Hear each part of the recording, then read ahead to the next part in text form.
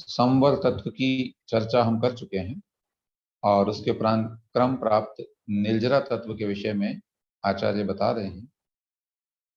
जह कालेन तवेण य भूतरसं कम पुग्गलं जेण भावेण सडदिणेया तत्सडनं चेदिनिज्जरादुविहा। पुनः जह कालेन तवेण य भूतरसं कम पुग्गलं जेण भावेण सडदिणेया तत्सडनं चेदिनिज्जरादुविहा। श्रावकों में से उच्चारण कर रहे हैं। सुधा जी पाटनी बोलेंगे अनम्यूट करके। राजेंद्र भैया जी जय जिनेन्द्र। बोलो जय करूं जी बोलिए। जह कालेण तवेण य पुत्रसं कम पुग्गलं जेण जेण भावेण सर्दिणेया तत्सणं चेदिनिजराद्विहा। अंत में तत्सडनम, उसमें जो है तत्सणम तत्सडनम डबल स है, थोड़ा सा तो जोर देके बोल देना है। तत्सडनम जी। द्वितीय उच्चारण कर रहे हैं रेणु जी बाग की बात।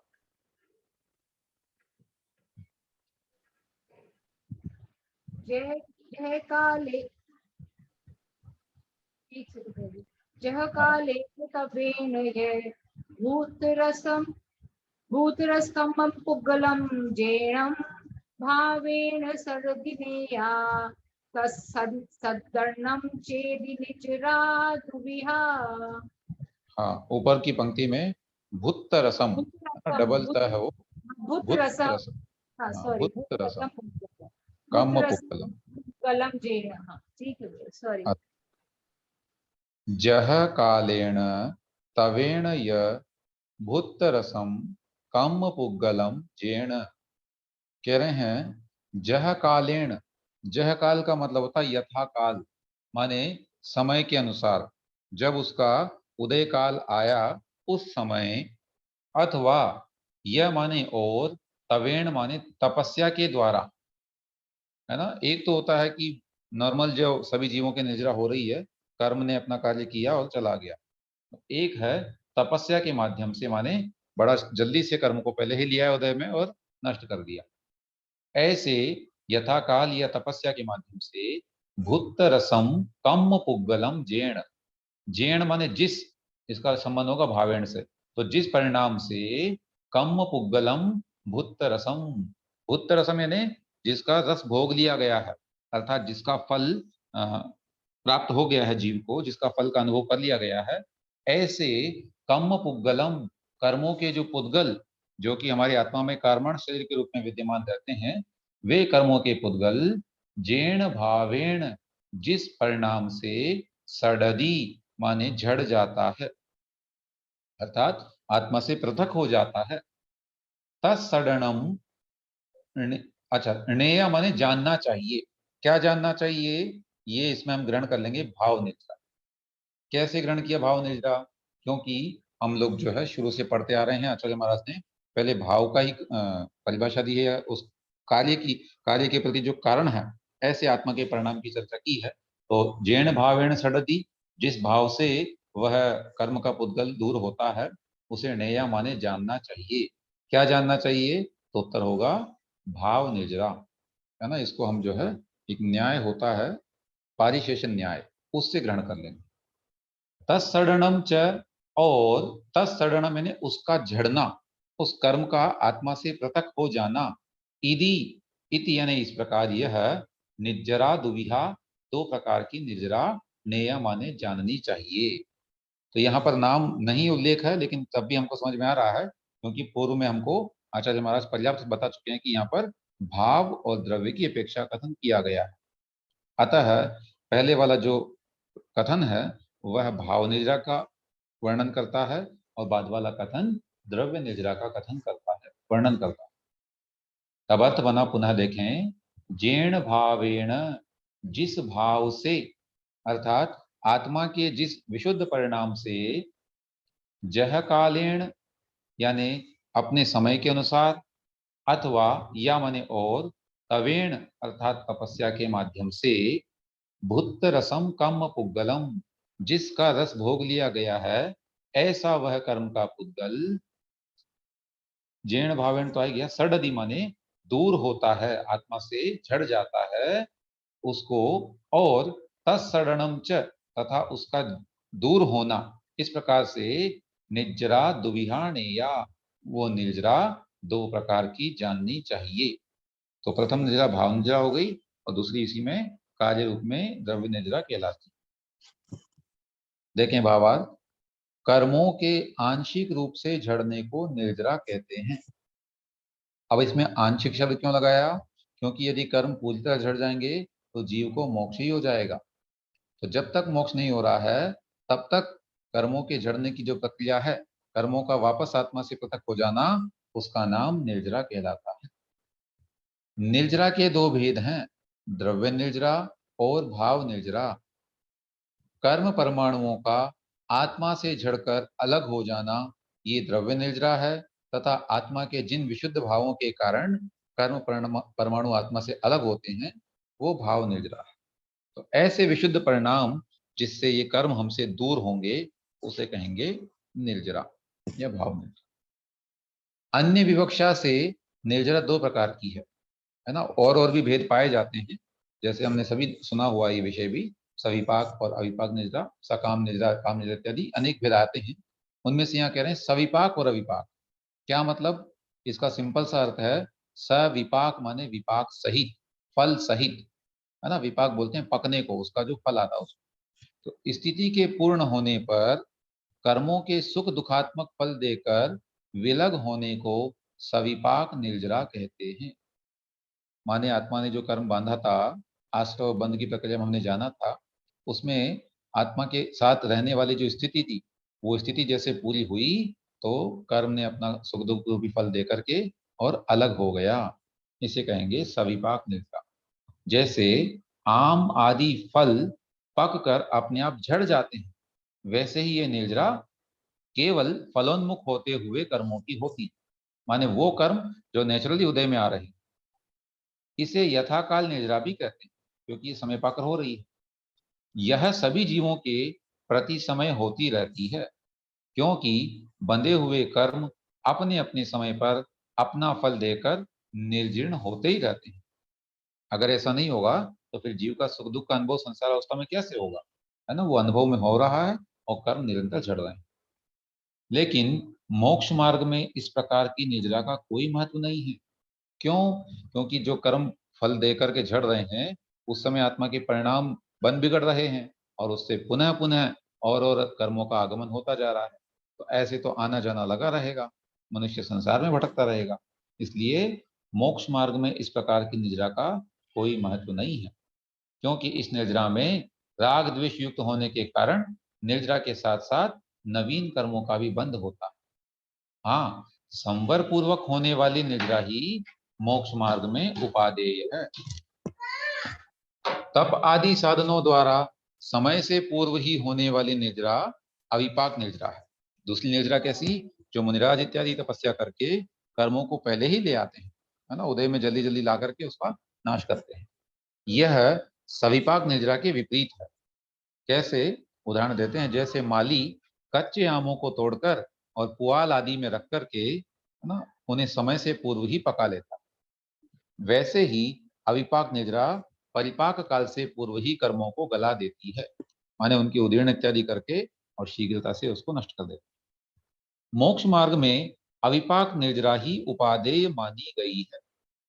यह व्रतधारी सम्यक दृष्टियों के प्रति समय होती है ना। बड़ी फास्ट करने वाली जो है ना अविपाक निद्रा, बहुत जल्दी जल्दी कर्म चढ़ते हैं, इसमें असंख्यात गुण इत्यादि उसका क्रम आता है, और फिर उसमें भी कैटेगरी कही गई कि किसके कौन कौन की अपेक्षा ज्यादा ज्यादा निद्रा होगी। तो उतना अभी डिटेल में जाकर के समझ लें कि जो व्रतों का आचरण करते हैं, चारित्र का पालन करते हैं, ऐसे संयमी व्यक्तियों के, मुनिराज इत्यादि के, ये अविपाक निद्रा होती है, माने बहुत ही जल्दी कर्म फल देकर के झड़ जाते हैं। आपने लिखा अविपाक मीन्स सकाम, नहीं, यहाँ सकाम वाला मामला अलग है ना। सकाम निर्जा अकाम निर्जा वो पृथक वस्तु है। उसमें तो ये है कि वहाँ मजबूरी में जो सहन करना पड़ रहा है इत्यादि से है, और एक इच्छा पूर्वक कर रहे हैं। हाँ, ऐसा कह सकते हैं कि सकाम है, नहीं, हम जो है उसको मनोयोग पूर्वक लेकर के उसको झड़ा रहे हैं, वो कहला सकते हैं। अस्तु। तो इस गाथा के अंतर्गत आचार्य महाराज ने निर्जरा के दो भेद करते हुए और उसकी परिभाषा में बताई है कि निर्जरा किसे कहते हैं। मोक्ष का स्वरूप समझते हैं, उसके उपरांत आप लोगों से चर्चा। सौवस कम्मणो जो खय हेदु अपनो परिणामो नेयो स्वभाव मोक्षो दौव विमोक्षो य कम्म पुह भावो। सौवस कम्मणो जो खय हेदु अपनो परिणामो नेयो स्वभाव मोक्षो दौव विमोक्षो य कम्म पुह भावो।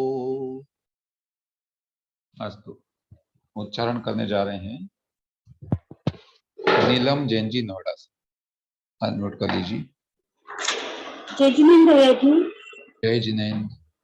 सब्बस कम्मणो जो खेहि दूपणहि परिणाम देव स्वभाव मोक्षो दब विमोक्षो या कम भावो। बहुत बढ़िया। द्वितीय उच्चारण कर रहे हैं ए जे उपाध्याय जी। आप अनम्यूट कर लीजिए उपाध्याय जी और उच्चारण करें।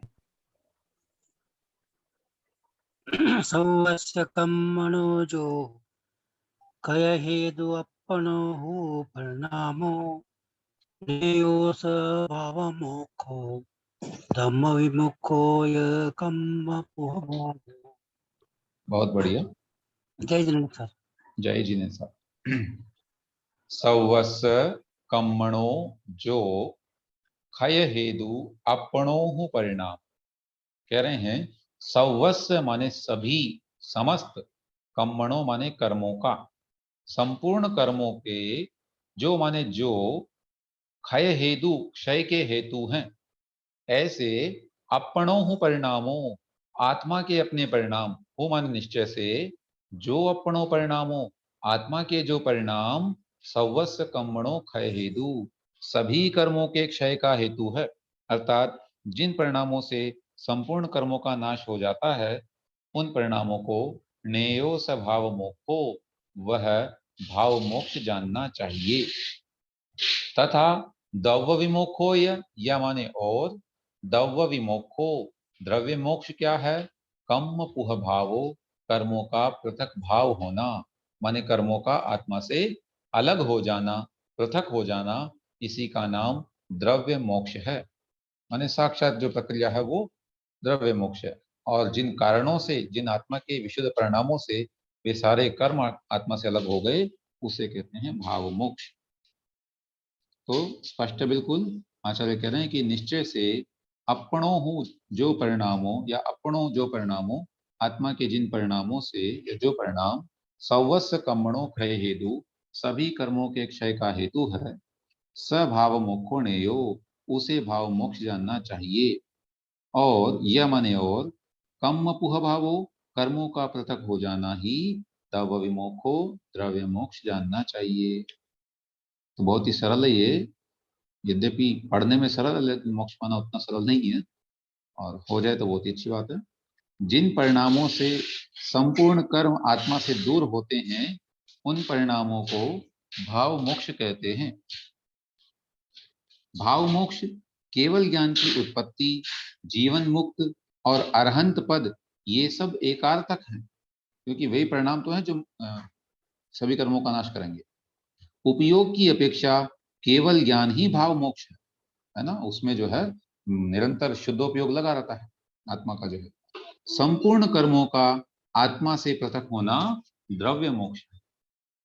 इस प्रकार से यहाँ पर मोक्ष तत्व की परिभाषा बताई गई है। एक सेकंड।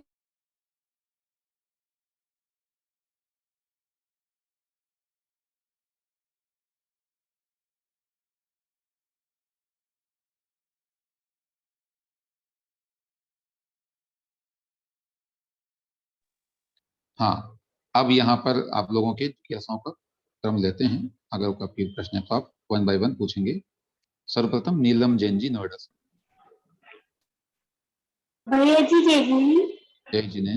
भैया जी क्षय और पृथक में क्या अंतर है? हाँ, क्षय का मतलब वही है नाश हो जाना, पृथक माने अलग होना। तो विशेष वो अंतर नहीं है, वही है, प्रक्रिया तो वही है कि आत्मा से पृथक हो रहे हैं, अर्थात नष्ट होकर के और अलग हो रहे हैं। तो तो भैया लेकिन जी हाँ हाँ, यहाँ जो कहा क्षय का हेतु, तो माने आत्मा की मतलब उन कर्मों के नाश का हेतु कौन है? हमारे परिणाम। उन परिणामों को यहाँ भाव मोक्ष कहा है। और बाद में ये कहा कि क्षय होकर के और आत्मा का बिल्कुल शुद्ध हो जाना, है ना, बिल्कुल कर्म विहीन हो जाना, ये जो अवस्था है इसका नाम द्रव्य मोक्ष। तो पूह भाव उसका पर्यायवाची समझ लीजिए यहाँ पर, इसमें जो अंतर दोनों में नहीं। ठीक है भैया, ठीक है जय जी। जय जी। जय निशा जिनेंद्र जैन जी, भैया। जी जय बोलिए। जिनेंद्र भैया जी। एक मिनट, निशा जी बोल रहे हैं। हेलो। निशा जी बोल रहे हैं, जी निशा भैया जैन। हाँ जैसे बोलिए। हेलो बोलिए। भैया, हाँ जैसे बोलिए। अविपाक निर्जरा और सविपाक निर्जरा में क्या अंतर भैया जी? अविपाक मतलब विपाक से रहित, अर्थात कर्म जो आज से 10 वर्ष बाद या 100 वर्ष बाद आकर के फल देता हमको, तपस्या के माध्यम से हमने उसको पहले ही उदय में ले आया और नष्ट कर दिया। तो उस समय क्या होता है कि मुनिराज जो साधना में लीन है ना, तपस्या में लीन है, ध्यान में लीन है, तो कर्मों के फल का अनुभव नहीं कर, ठीक है ना। कर्म जी अपना काम कर रहा होता है, वे अपना काम कर रहे होते हैं। ऐसी ये कहलाती है अविपाक। एग्जाम्पल से हम समझ सकते हैं, जैसे मान लीजिए गजराज, सॉरी, जो मुनिराज थे, जैसे पांडव है, मान लीजिए पांडवों के उस पर जो है जलते हुए आभूषण पहनाए जा रहे हैं, है ना। जी। लेकिन उनका ध्यान जो है वो किसमें है? आत्मा में है। उनको आत्मा में। मतलब उसमें कर्म के उदय को अनुभव ही नहीं कर रहे हैं, वो केवल आत्मा का अनुभव कर रहे हैं। और उससे कर्म बड़े शीघ्रता से उनके झड़ते जा रहे हैं और उनको मोक्ष और स्वर्ग की प्राप्ति हो रही है। तो ऐसी अवस्था जो है वो अविपाक निद्रा कहलाती है। जी जी सविपाक माने तो फल सहित जो सबके हो रही है नॉर्मल, वो कहलाती जी। भैया जी मैंने एक बार भी पढ़ा नहीं है इसमें, मैंने है। क्या नहीं पढ़ा आपने? गाथा एक बार भी मैंने नहीं पढ़ा है भैया जी। मुझे लगता है शायद पढ़ाया, कोई बात नहीं, अगली गाथा में आपका नंबर ले जी लूंगा। भैया। ठीक है, अर्चना जी पूछना चाह रहे हैं।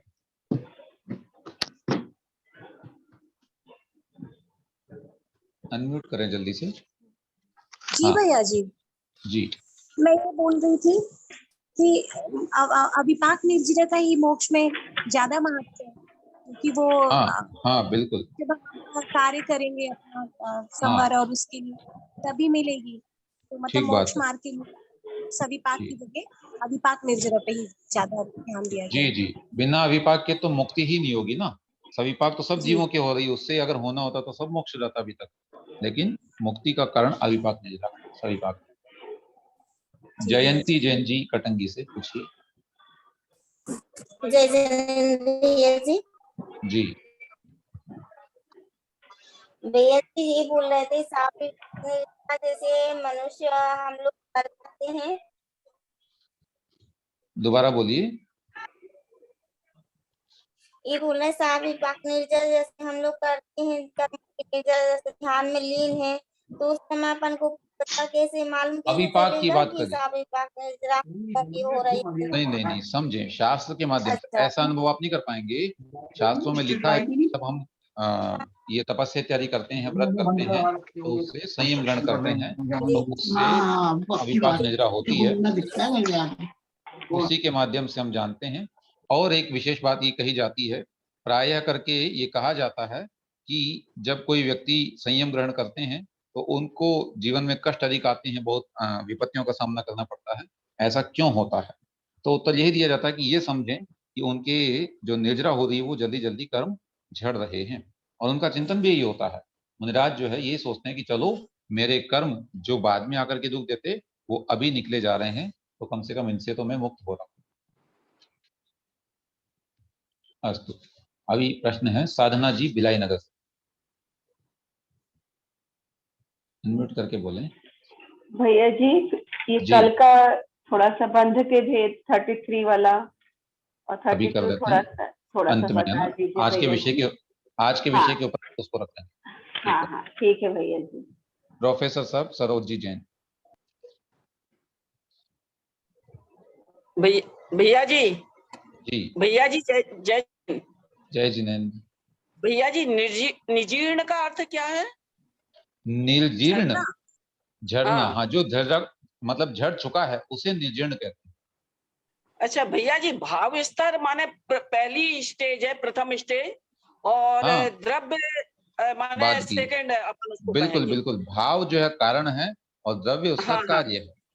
और भैया क्योंकि जी अगर ये अगर कैसे हम समझ में आता है कि अपने कर्म है ना जड़ रहे हैं, जैसे मुनिराज तपस्या के द्वारा कर्म को झड़ा देते हैं, माने नष्ट ये करते हैं। समझ में आने का मतलब वर्तमान में तो मोक्ष होता नहीं है, इसलिए हमको ये हाँ। ऐसा समझ में, साक्षात तो समझ में आएगा नहीं कि प्रैक्टिकल हम देख करके समझ पाए उसको। वो तो अगर अच्छा। पंचम चतुर्थ काल होता और केवल ज्ञानी हमको दिखते, हाँ तब समझ में आता कि हाँ देखो इनके कर्म झड़ गए और ये केवल ज्ञान को प्राप्त हो गए। बाकी वर्तमान हाँ में प्रायोगिक रूप में समझ में नहीं आएगा, शास्त्रों के हाँ। माध्यम से ही हम उसका श्रद्धान कर सकते अच्छा भैया जी, एक बात और पूछनी थी कल के संबंध में, कि जैसे कषाय के संबंध में इतना सूक्ष्म विवेचन हमारे आचार्यों ने हैं। हाँ, है। आप म्यूट हो गए हैं, माइक ऑन कीजिए फिर बोलिए। तो ओम। भैया जी, कषाय हाँ, का इतना सूक्ष्म विवेचन बिना अनुभव के कैसे किया हमारे आचार्यों ने? बिना अनुभव के नहीं किया, सर्वज्ञ की वाणी के आधार से किया, है अच्छा, ना, भगवान सर्वज्ञ की महावीर। वाणी है। जी जी जी, बिल्कुल, अच्छा उन्होंने जो अच्छा, कुछ लिखा ही आगम है। ऐसा। ठीक है भैया जी, जय जिनेन्द्र। जय जिनेन्द्र। और ये किसी ने पूछा है कि कल के परीक्षा में कितने प्रश्न या कितने गाथाएं आएंगी। तो गाथाओं का तो मैंने कह दिया शुरू में, पुनः बोल देता हूँ कि गाथा क्रमांक 30 तक हम उसमें रखेंगे, है ना। 10 वीडियोज में जो आप लोगों ने पढ़ा हुआ है वहां तक का ही, क्योंकि उतने ही वीडियो अवेलेबल हैं, उससे ही आप रिवाइज भी कर पाते हैं और उसी में से हम पूछेंगे। उसके आगे का अगर परीक्षण करना है तो वो फिर बाद में जब ग्रंथ पूरा होगा तब देखें। चलिए स्वाति जी, अंतिम प्रश्न आप पूछते हैं इसमें। जी भैया जी, भैया जी जी हमने निर्जरा को दो में विभक्त करा। एक हमने बोला भाव निर्जरा और द्रव्य निर्जरा, एक फिर हमने हाँ दूसरी विवक्षा से करा सविपाक और अविपाक। तो भैया हाँ, जी, क्या हम भाव निर्जरा और द्रव्य निर्जरा को भी सविपाक और अविपाक में भेद कर सकते हैं? जैसे सविपाक भाव निर्जरा, अविपाक भाव निर्जरा, सविपाक द्रव्य निर्जरा और अविपाक द्रव्य निर्जरा। एक सेकंड, आपने कहा कि हम अविपाक निजरा को भी भाव निजरा और द्रव्य निजरा के रूप में कह सकते हैं। हाँ, कहा हाँ तो जा जी। सकता है, क्योंकि सविपाक हाँ, जो क्योंकि निजरा वही हो रही है परिणामों, हाँ जी, उसी में परिणामों से भेद। हो रही, लेकिन ज्यादा अच्छा ये है कि हम इसको अविपाक में रखें। अच्छा सविपाक तो नेचुरल प्रोसेस है, अगर आप वैसे परिणाम नहीं भी कर रहे हैं तब भी उदय में आकर के वो आपको जो है हो ही रहा है वो कार्यक्रम। लेकिन अगर अविपाक में आप बात करते हैं कि हाँ अच्छे परिणामों के माध्यम से हमने किया, तब जाकर के फिर उसमें जो है वो चर्चा आ जाएगी नहीं द्रव्य भाव। नहीं भैया जी, मेरा प्रश्न ये था कि हम क्या भाव निर्जरा और द्रव्य निर्जरा को वही भी मैं कह रहा हूँ सविपाक। हाँ कि जी। भाव निर्जरा को आप जो कहना चाह रहे हैं कि जिन परिणामों से आत्मा के वो कर्म झड़ते हैं, तो इसको हाँ। हम अविपाक में रखें तो ज्यादा अच्छा है। क्योंकि अच्छा। सविपाक जो है वो नेचुरल प्रक्रिया है, आप अगर ठीक। ऐसे परिणाम नहीं भी कर रहे हैं तो भी तो वो भी कर्म हो तो रहा उदय है। में आके झड़ रहा है। जी। और उसमें उसको ना करें तो ज्यादा अच्छा। वैसे दोनों डिफरेंट चीजें हैं, ये अलग अलग अच्छा। विवक्षा से कही जाती जी, धन्यवाद हैं। हाँ, भैया तो हाँ, और अगर ऐसा होना होता तो आचार्य महाराज स्वयं इसमें अंदर ही इसको जी। कह देते कहते कि हाँ इस तरह से, है ना। जी। चलिए ठीक है, अब हम आगे बढ़ेंगे। अच्छा, इसमें कोई प्रश्न एक और पूछना चाह रहे थे, एक नाम हो रह गया था, उनसे कर रहे थे। चलिए, उन्होंने शायद हैंड डाउन कर लिया है, सारिका जी थे आज। तो स्वाति जी आप कुछ कह रहे हैं जो दूसरे, भैया हाँ जी जय बोलिए। हाँ जिनेन्द्र। हाँ, हाँ, सकम दोनों एक, निर्जरा, सकम निर्जरा और अकम निर्जरा क्या है? चलिए उसको भी बताते हैं अभी। हाँ भैया सकाम ये निर्जरा और अकाम निर्जरा समझें। इसमें लिखा है अकाम निर्जरा के विषय में आया है, सर्वासिद्धि ग्रंथ में भी वहां दिया गया है कि चारक में रोकने पर, मतलब कहीं पर भी जो है किसी को जबरदस्ती कुछ सहन करना पड़े, है हाँ ना, वो उसका हाँ। अपना इच्छा नहीं है ना। लेकिन जैसे मान अच्छा लीजिए लिखा गया है कि रस्सी इत्यादि से बांध देने पर उसको जो है पशु इत्यादि को भूख प्यास सहन करनी पड़ती है, भूमि हाँ पर सोना पड़ता है। और कई हाँ। बार जो है किसी मनुष्य इत्यादि को अगर बांध दो तो वहां मलमूत्र इत्यादि को रोकना पड़ता है। ये हम्म। सब से जो संताप इत्यादि होता है, ये सब अकाम है, और इससे अच्छा। जो निजरा होती है उसे हम्म अकाम निजरा कहते हैं। हम्म। ठीक है ना। तो ये थोड़ा सा उसमें है कि अकाम निजरा जो है वो हाँ मजबूरी वाली विषय है, उसमें मनुष्य और चाहता नहीं है, लेकिन फिर भी उसके कर्म उसको सहन करने पड़ते हैं। ठीक है, उसको निर्मल पर मतलब शांत परिणामों से वो सहन करता है, विरोध नहीं करता, बस केवल एक सहन कर हाँ रहा होता है। तो कभी यह उसका फल भी लिखा गया है, कभी यह काम निजरा करे भवनत्रिक में भवन सुरतन में धरे। सुरतन धरे। हाँ जी, ठीक है। तो फिर तब से किया जाता है वो सकम निर्जरा है क्या? ये थोड़ा सा मैं अभी खुद कंफ्यूज हो रहा हूँ, इसको देख करके बताता हूँ मैं आपको विषय कि ये अच्छा जो अच्छा ठीक। सकाम शब्द है इस पर मैं थोड़ा सा नहीं कर पा रहा हूँ। वैसे तो काम सहित माने इच्छा पूर्वक ही होना चाहिए, लेकिन फिर भी हाँ आगम सम्मत परिभाषा देख के मैं बता पाऊंगा। अच्छा ठीक। अकाम का विषय ध्यान है थोड़ा सा, इसमें सकाम विषय अभी ध्यान दिया। ठीक जी, भैया जी सारिका जी बोलिए। जी, हाँ भैया जी, वो एकार्थक मतलब एक होता है क्या? पुनः बोलिए। ये जो एकार्थक माने हाँ, एक ही अर्थ को कहने वाले, है ना, मतलब ये पर्यायवाची। भाव मोक्ष, केवल ज्ञान की उत्पत्ति, जीव मुक्त, अर्यंत पद, एक, ये सब बिल्कुल एकार्थ बिल्कुल मतलब बिल्कुल है। बिल्कुल। केवल ज्ञान हो गया माने भाव मोक्ष तो हो ही गया एक प्रकार से, अब तो केवल द्रव्य मोक्ष होना बाकी है। भैया जी जी, प्रवचन सार में आया कि विपाक निर्जरा ही सकाम निर्जरा है। अस्तु, अगर वहां लिखा है सविपाक और सॉरी हाँ जी, अविपाक और प्रवचन सकाम निजरा एक है, तब सार में उसको हम है। ठीक बात है। अब ये बड़े ग्रंथ हमारे इतने द्वारा पढ़े हुए नहीं है, आगे चल के हम भी पढ़ेंगे, तब अवश्य हमको इसका बोध। अस्तु, अभी आगे हम बढ़ते हैं जी। और पद्य संख्या 38। सुह असुह भाव जुत्ता पूर्णं पावं हवन्ति खलु जीवा सादं सुहाउणामं गोदं पूर्णं पराणि पावं च। पुनः एक बार। सुह असुह भाव जुत्ता पूर्णं पावं हवन्ति खलु जीवा सादं सुहाउणामं गोदं पूर्णं पराणि पावं च। अस्तु, उच्चारण कर रहे हैं अर्चना जैन जी सागर से, अनम्यूट कर लें। जी भैया जी, जय जिनेंद्र भैया जी। जय जिनेंद्र। सोहे असोहे भावे जुत्ता पुन्नम पावम हवन्ति खलु जीवा सादम सुहाउणाम गोदम पुन्नम पराणि पावम च। द्वितीय उच्चारण निशा जैन जी न्योरा। असुर भव जुत्ता पूर्णं पावं हवन्ति खलु जीवा सादम सुहावुराणं गोदं पूर्णं पराणि पावं च। तीसरे चरण में णाणम नहीं णामम। राणम जी भैया। सादम सुहाउ नामम, नाम जो है नाम का राणम णाणम नहीं, आप णाणम क्यों कह रहे हैं, नामम। नामम जी भैया। हाँ, अस्तु।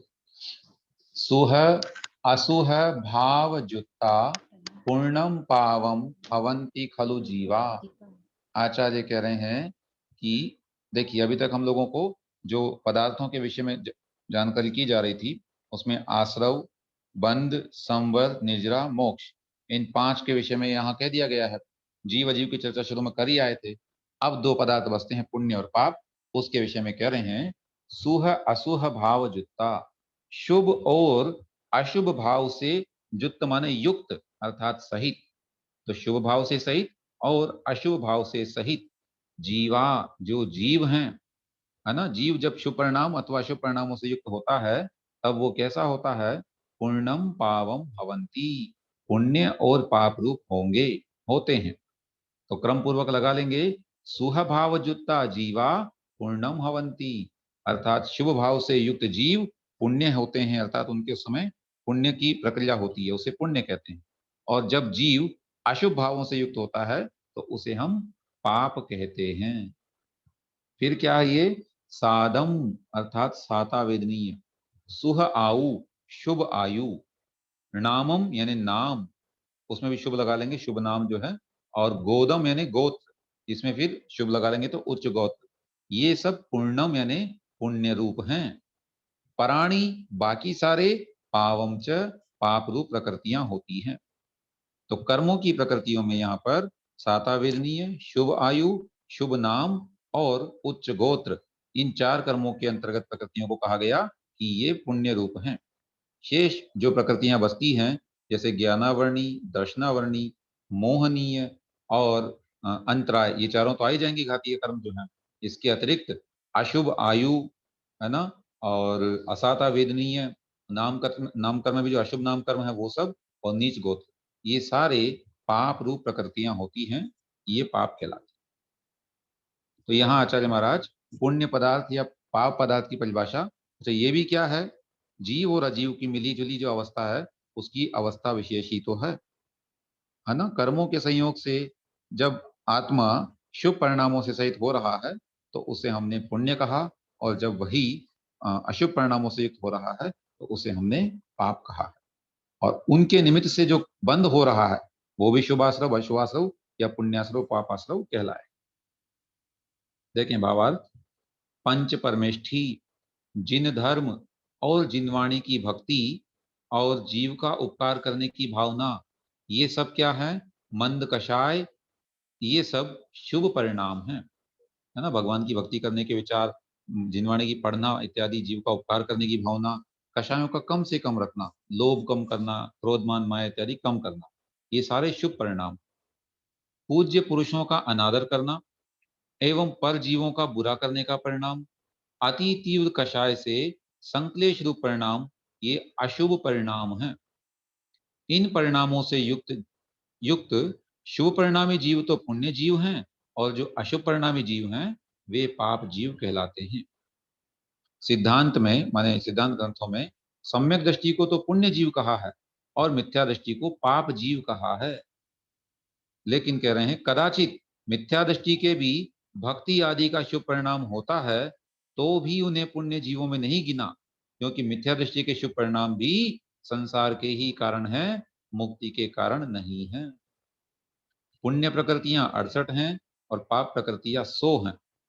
तो फिर तो ऐसे 168 होनी चाहिए थी, लेकिन होती 148 हैं। तो उत्तर दिया, रूपादि नाम कर्म की 20 प्रकृतियां पुण्य रूप भी होती हैं और पाप रूप भी हैं। ये प्रकृतियां क्रमशः अजीव पुण्य और अजीव पाप कहलाती हैं। माने पुण्य पाप भी 2 रूप हो गए, एक जीव रूप और एक अजीव रूप। तो जीव रूप तो आत्मा के परिणाम, और अजीव रूप ये पूरे 148 कर्म की प्रकृतियां। उनमें से 68 पुण्य रूप हैं और बाकी 100 पाप रूप कहलाती हैं। ठीक है ना। तो ग्रहण करेंगे अगर तो सातावेदनी इसमें इकाई जाती है। शुभायु है, शुभायु में 3 संभोतियां है, उसके उपरांत शुभ नाम, और बाकी नाम कर्म के अंतर्गत आ जाएंगी बाकी प्रकृतियां, और एक उच्च गोत्र। ये सब मिलाकर के 68 प्रकृतियां पुण्य रूप होती हैं। शेष ज्ञानावण इत्यादि को मिलाकर के सब 100 प्रकृतियां होती है, जो कि करणानी युग में आप अगर तत्वासुर इत्यादि पढ़े हैं उसमें अवश्य आपने पढ़ा होगा। ये पाप रूप है। ठीक, इस प्रकार से ये 38वीं गाथा यहाँ होती है, पुण्य और पाप रूप। इसमें आपकी कोई जिज्ञासा है तो उसको कर लेते हैं। पूछिए। हाँ निशा जी। जी, जैसे आपने अभी बताया कि पूर्ण शुभ और अशुभ का, तो इसकी फिर से एक बार थोड़ा समझा दीजिए, मुझे नहीं समझ में आया। देखें, जब भी आत्मा कोई परिणाम करता है संसारी अवस्था में, वैसे तीन तरह के परिणाम कहे गए हैं उसके, अशुभ, शुभ और शुद्ध। ठीक है।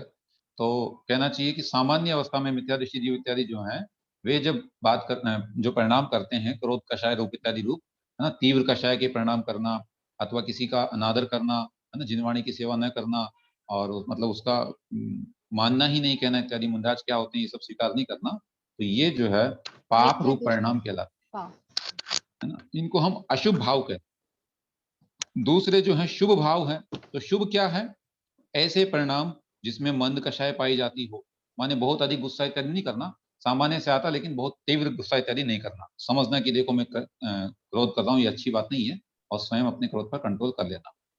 तो इस तरह से ये शुभ परिणाम कहलाते हैं।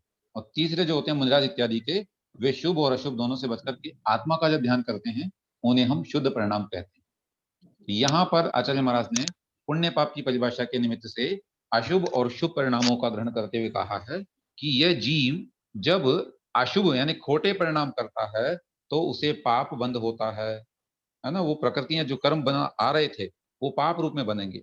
और जब यही जीव शुभ परिणाम करता है, भगवान की भक्ति करता है, पूजा करता है, वहां अभिषेक करता है, और भी मुनिराज के प्रवचन सुनता है, आहार दान करता है, इत्यादि जो भी कार्य हैं, उन सब में इसको पुण्य का आश्रय होता है। तो वो प्रकृतियां जो कर्म रूप आ रही, जो कर्म आए थे 8 प्रकार के कर्म या 148 उसके जो भेद किए, उसमें फिर आचार्य ने कहा कि वो 2 तरह से आते हैं, कुछ पुण्य रूप में होते हैं, कुछ पाप रूप में होते हैं।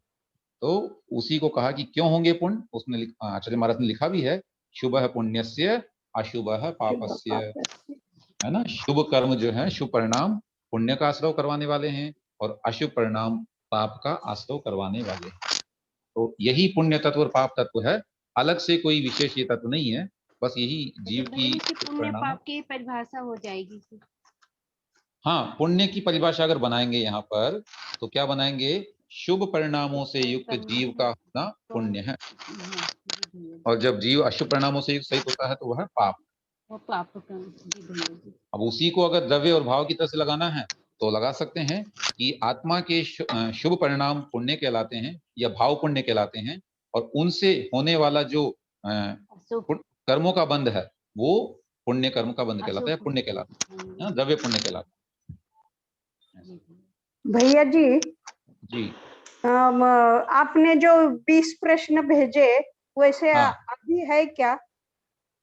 अभी और बना के भेज देंगे, हाँ है ना। हाँ जी अवश्य भेज देंगे। हाँ, आज ठीक। भी और कल भी 10 बना देंगे तो 40 प्रश्न आपके हो जाएंगे। और हमारा ये विचार है कि कल अगर हो सकेगा तो हाँ। शुरू की 30 गाथाओं का एक बार रिवीजन हम करवा देंगे, ताकि परसों हाँ। की परीक्षा में आपको आसानी हो जाए। ठीक है जी भैया जी। भैया जी अनुजीवी गुण किसे कहते हैं? अनुजीवी गुण का मतलब होता है जो हमेशा जीव के साथ पाया जाए, ऐसे गुण को अनुजीवी गुण कहते हैं। आपने शायद घातीय कर्म की परिभाषा पढ़ी होगी, उसमें आया होगा कि जो जीव के अनुजीवी गुणों का घात करता है उसे घातीय कर्म कहते हैं। तो अनुजीवी का मतलब है ऐसे गुण जो आत्मा के साथ हमेशा रहते हैं, जैसे ज्ञान, जैसे दर्शन, है ना, जैसे सुख, जैसे शक्ति। ये 4 गुण जो हैं ऐसे पावर हैं जो आत्मा के साथ हमेशा पाए जाते हैं, उसे हम अनुजीवी गुण कहते हैं। ठीक है। अनु माने पीछे पीछे, जीवी माने जीवन जीने वाला, तो उसके साथ साथ जीवन जीता है, उसे कहते हैं अनुजीवी। भैया जी शुरू के 4 ज्ञान दर्शन। क्या मतलब, दोबारा बोलिए। भैया जी शुरू के जो 4 है ना, जैसे ज्ञान ज्ञान गुण, हाँ दर्शन ज्ञान, गुण। हाँ वही अनंत ज्ञान, अनंत गुण, अनंत दर्शन, अनंत बीज, अनंत सुख, ये चारों जो है अनुजीवी गुण है। और इन गुणों का जो घात करे वो घातीय कर्म कहलाते हैं। बस इतना अवश्य है कि इन 4 गुणों का घात वो सर्वथा नहीं कर पाते हैं, आंशिक रूप में ही कर पाएंगे, संपूर्ण रूप में कभी नहीं कर पाएंगे। इसीलिए उनको हम कहते हैं कि इन 4 कर्मों का क्षयोपशम जीव के बना रहता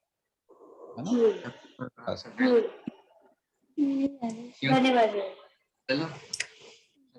चलिए भैया जी आपने जो किताब PDF किया है, जो हाँ। उसमें स्तुति स्तोत्र का अर्थ वगैरह, वैसा पुस्तक हमें कुरियर से मिलेगा क्या? हाँ मिल सकता है। एक्चुअली वो हमने नहीं भेजा है, जिनेन्द्र संस्कृति नाम की जो पुस्तक है, शायद आपको चाहिए तो उसी पुस्तक के पहले पेज पर धर्मोदय विद्यापीठ सागर जो है उसमें भरत भैया का नंबर दिया होगा, या फिर आप व्हाट्सएप कीजिएगा, हम डाल देंगे उसमें भैया जी का नंबर, वो आपको अवश्य भिजवा देंगे। अच्छा, थैंक यू। और नहीं आ पाती वहां से तो आप बताइएगा, हमारे मित्र वहां रहते हैं सागर में, वहां से आपको मंगवा के भिजवा देंगे। अच्छा अवश्य। अस्तु, और कोई जिज्ञासा है इस गाथा से संबंधित? भैया जी पूर्ण, जय जिनेन्द्र, पूर्ण की परिभाषा। पुण्य की परिभाषा बनाएंगे, आत्मा जब शुभ परिणामों से युक्त होता है उसे हम भाव पुण्य कहते हैं या पुण्य परिणाम कहते हैं, और उसके फलस्वरूप होने वाला जो कर्मों का आश्रव है वह पुण्याश्रव या द्रव्य पुण्य कहलाता है। जी। तो शुभ परिणामों से युक्त होना, समझें फिर से और संक्षेप परिभाषा बनाएंगे, शुभ परिणामों से युक्त होना पुण्य है और अशुभ परिणामों से युक्त होना पाप। भैया जी जय जिनेन्द्र। जय भैया जिनेन्द्र। जी जो 20 प्रकृतियां नाम कर्म की जो लिखी है, ये पुण्य रूप भी है पाप रूप भी है, तो कैसे है? ये पुण्य रूप भी है और पाप रूप भी है। जी देखें, रूप जैसे इसमें लिखा गया है, तो किसी का सुंदर होना जो है वो कैसा होता है? अच्छा माना जाता है, ठीक है, लेकिन वही सुंदरता उसके पाप का भी कारण बन जाती है, जैसे सीता का हरण हुआ, ठीक है ना। तो ये सुंदरता जो गुण हुआ, रूप का जो गुण हुआ, वो पुण्य प्रकृति भी है और वही पाप प्रकृति भी हो जाती है। ऐसे ही आ जाता है, जैसे एक चमरी मृग होता है तो उसकी पूंछ बड़ी सुंदर होती है। अब उसके वो सुंदरता नाम का जो उसके मतलब एक तरह से वो जो गुण हुआ, वही उसकी मृत्यु का भी कारण बनता है। क्योंकि वह चमड़ी मृग क्या करता है, या जो चमड़ी बैल गाय होती है, वो क्या करती है, जब भाग रही होती है और मालूम पड़ा कि उसकी पूंछ को कुछ हानि होने वाली है, तो वहीं रुक जाती है और वहीं रुकने ही उसका जो है शिकार कर लिया जाता है। तो ऐसे ये प्रकृतियां हैं जो पुण्य रूप भी हैं और पाप रूप भी हैं। जी भैया जी, धन्यवाद। अस्तु अस्तु, जय चलिए। जय सर। हाँ बताइए उपाध्याय जी। जय जय। जी जय जिनेन्द्र। हाँ मेरा को नींद आ है गई। शुभ अशुभ भाव पुण्य और पाप है ना। हाँ हाँ हेलो। हाँ जी, हाँ जी, तो शुभ प्रश्न क्या है अशुभ आपका, भाव जो बताइए। पुण्य और पाप होता है जी हाँ वो अशुभ, वो अशुभ और बंध में वो उत्पन्न होता था, अशुभ बंध में। हाँ, तो उसका संबंध अशुभ आपस में में हुआ ना, वो देखिए। आता है ना, अशुभ में। एक तो आपकी आवाज थोड़ा कम क्लियर है, और मैं जो समझ पा रहा हूँ आप शायद आश्रव और पुण्य उससे जोड़ रहे हैं, आपको पुण्य और पाप को जो है। तो देखें, इसमें जो है पुण्य और पाप दोनों में हाँ जुड़ेगा, आत्मा के परिणामों में जुड़ेगा और कर्मों में भी जुड़ेगा। तो कर्मों के साथ जोड़ते ही उसमें क्या हो रहा है, कर्मों का तो आश्रव और बंध हो रहा है ना, उसी से जोड़ेंगे हम उसमें। तो शुभ बंध या शुभ आश्रव हो रहा है, और उसी को पुण्याश्रव या पुण्य बंध भी कहा जाता है।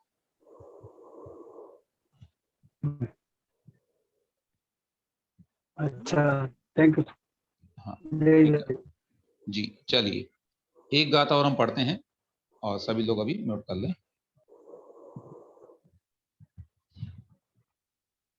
अथवा एक सेकंड, ये अलग अधिकार शुरू हो रहा है यहाँ से, तो इसको हम आगे रखेंगे। अभी जो किसी ने प्रश्न किया था उस पर हम चर्चा करेंगे, पहले वाला विषय रह गया था।